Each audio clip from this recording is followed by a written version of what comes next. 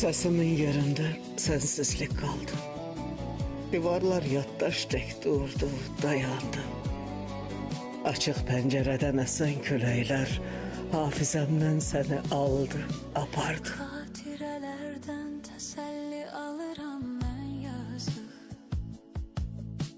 Suallarım var, səssiz qalıram mən yazıq.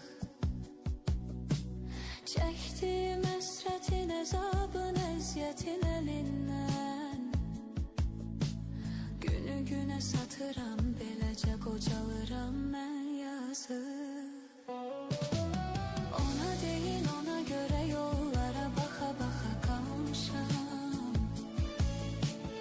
Ona deyin, acıları çektiğim acıları bilsin. Hele de sevirse, yüreğinde sevgisi varsa,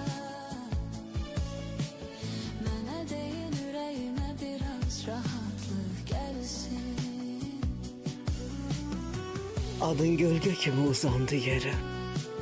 Akşamın içinde lal bir iz oldu. Üstünden geçmedim, korktum kırıla. Ben sana kıymadım, kıyan zamandı. Sabredip her şeye dözdüm ama gelmedi o. Onun için akan gözyaşlarımı silmedi o. Gecelerim haram, gündüzlerim ondan daha beter.